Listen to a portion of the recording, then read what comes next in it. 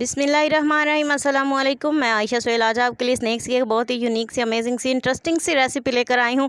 इन snacks को खाने के बाद आप समोसे, कचौड़ी सब कुछ भूल जाएंगे। बहुत ही टेस्टी और बहुत ही क्रिस्पी क्रंची बनकर तैयार होते हैं। तो चलते हैं आज की रेसिपी को स्टार्ट करते हैं बिना टाइम ज़ाया किए।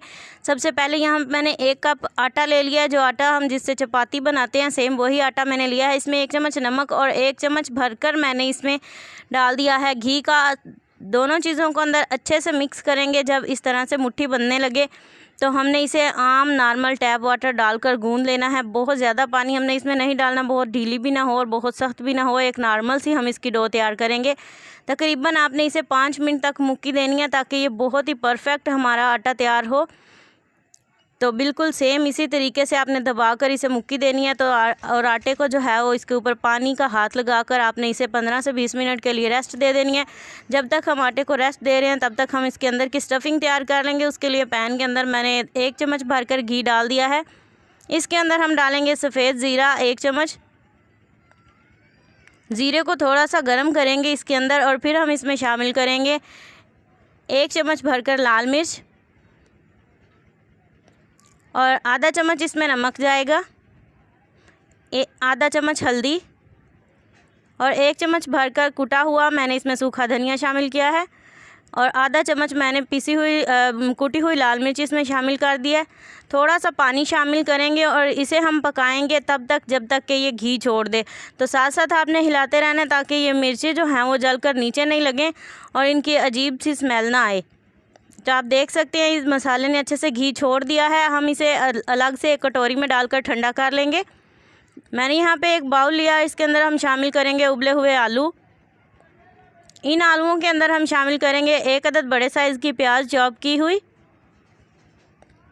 2 से 3 हरी मिर्च और 1 अदद बड़े साइज़ की टमाटर। जो हमने मिर्चों का पेस्ट तैयार किया था वो भी इसमें शामिल कर देंगे और सारी चीज़ों को अच्छे से मिक्स करके हम इसकी एक स्टफिंग तैयार कर लेंगे बहुत अच्छी सी। मिर्चों को पकाने का ये फ़ायदा होगा कि इसकी स्टफिंग में जो है वो कच्चापन बिल्कुल भी नहीं रहेगा। तो सारी चीज़ों को मैंने मैश करके देखें बहुत ही अच्छी सी स्टफिंग तैयार कर ली है। डो हमारी अच्छे से सेट हो चुकी है। इसके हम 2 पेड़े तैयार कर लेंगे। देखें बहुत ही सॉफ्ट और बहुत ही ज़बरदस्त हमारी डो तैयार हुई है। आपने खुश्क हाथ बिल्कुल भी नहीं लगाना। एक पेड़ा लेंगे और इसकी बेल कर नॉर्मल साइज़ की रोटी तैयार कर लेंगे। मेरी रोटी बिल्कुल भी गोल नहीं बनती, तो हम यहाँ पे एक प्लेट लेंगे और जिसकी मदद से हम सारी रोटियों को इक्वल साइज़ में काट लेंगे ताकि हमारे जितने भी स्नैक्स बने वो इक्वल साइज़ के बने। बाकी की जो हमने साइड से उतारी है उसे दोबारा से बेल कर अलग से रोटी तैयार कर लेंगे। 2 रोटियां मैंने बना ली हैं। इन्हें हम तवे के ऊपर हल्का हल्का सेक लेंगे ताकि ये इस तरह से नरम हो जाए। तो आप देख सकते हैं दोनों रोटियां मैंने सेक ली हैं। दरमियान में से हम इसकी इक्वल कटिंग करेंगे। हमने एक रोटी में से 4 पीस बनाने हैं। दोनों रोटियों को ऊपर नीचे मैंने इसलिए रखा है ताकि इनकी इक्वल साइज़ में कटिंग हो। तो ये देखें 4 पीस मैंने बना लिए हैं। 4 और 4 8 पीस यहाँ मेरे पास मौजूद हैं। मैदे के अंदर थोड़ा सा मैंने पानी डालकर इसकी ये सख्त सी लेवी तैयार कर लिया है। इसके साथ जो है वो हम बाइंडिंग का काम लेंगे। तो आप देख सकते हैं इस तरह मैंने एक पीस उठाया, इसकी एक साइड अंदर वाली और एक बाहर वाली साइड के ऊपर जो है वो हमने ये गोल लगाना है और इसे यूँ पकड़ कर चिपका देना है।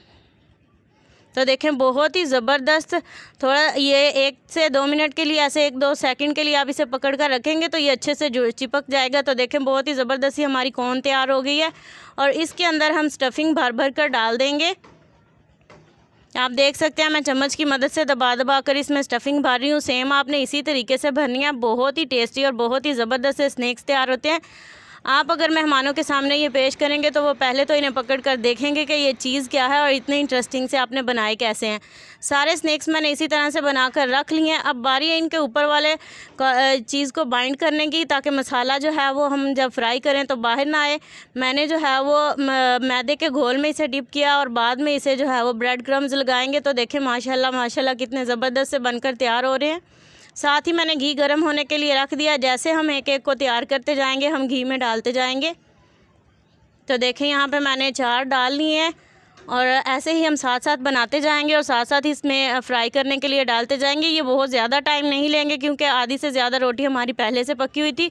हमने जस्ट इनके ऊपर गोल्डन सा कलर लेके आना है। इन्हें उलटते पलटते हम पकाएँगे।